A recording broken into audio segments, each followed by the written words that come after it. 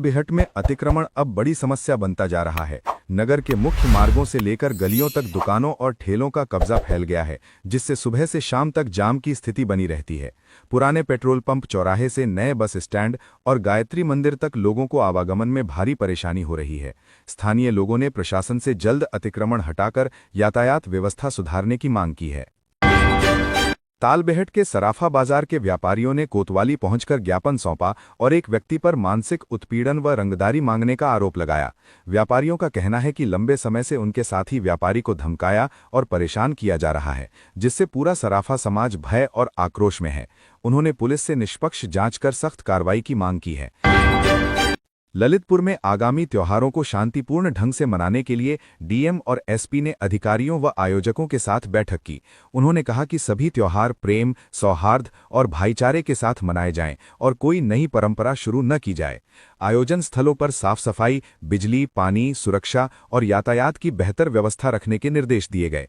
साथ ही सीसीटीवी कैमरे लगाने और सोशल मीडिया पर कड़ी निगरानी रखने की बात भी कही गई। ललितपुर के स्वशासी राज्य चिकित्सा महाविद्यालय में दिव्यांगजनों की सुविधा के लिए नए शौचालय का लोकार्पण विधायक रामरतन कुशवाहा ने किया।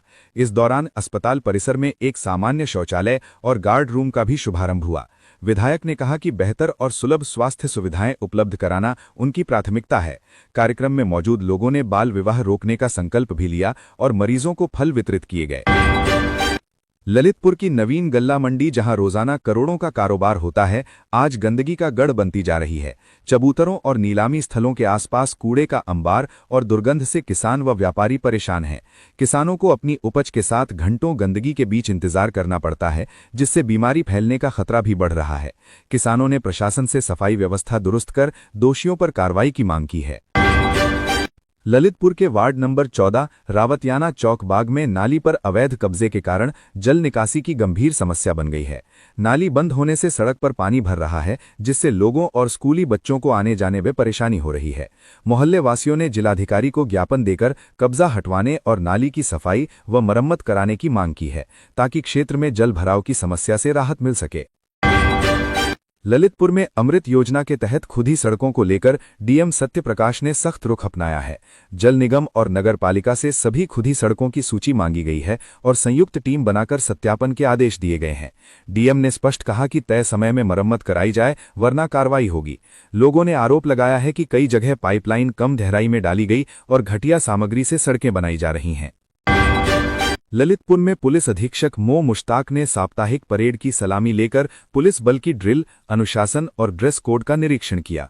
इसके बाद उन्होंने रिजर्व पुलिस लाइंस की विभिन्न शाखाओं, शस्त्रागार, परिवहन शाखा और डायल 112 वाहनों की व्यवस्था की समीक्षा की।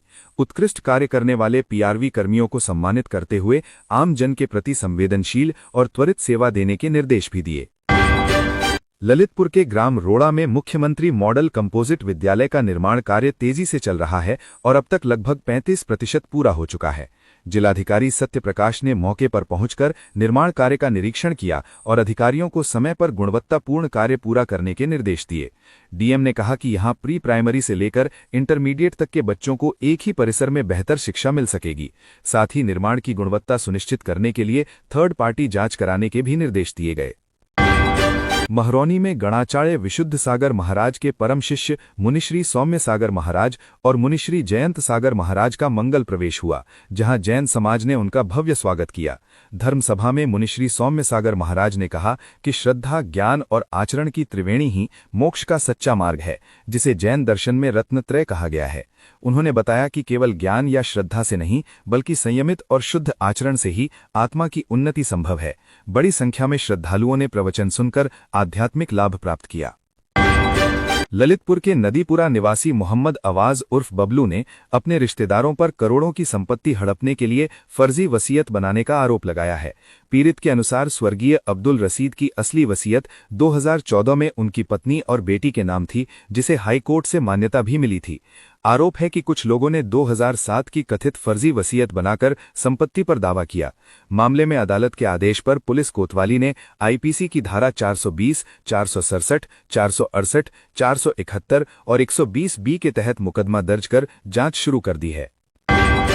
ललितपुर में राष्ट्रीय खाद्य सुरक्षा अधिनियम के तहत फरवरी 2026 का निशुल्क राशन वितरण 8 से 26 फरवरी तक किया जाएगा। जिला पूर्ति अधिकारी उमेश चंद्र मिश्रा ने बताया कि अंत्योदय कार्ड धारकों को प्रति कार्ड 14 किलो गेहूं और 21 किलो चावल, जबकि पात्र गृहस्थी कार्ड धारकों को प्रति यूनिट 2 किलो गेहूं और 3 किलो फोर्टिफाइड चावल दिया जाएगा। वितरण ई-पॉस मशीन से आधार प्रमाणीकरण के माध्यम से होगा, जबकि असमर्थ लाभार्थियों के लिए मोबाइल OTP की सुविधा भी उपलब्ध रहेगी। सभी पात्र उपभोक्ताओं से समय पर राशन प्राप्त करने की अपील की गई है। खबरों की हर सच्ची जानकारी के लिए ललितपुर टुडे न्यूज को सब्सक्राइब करना न भूलें।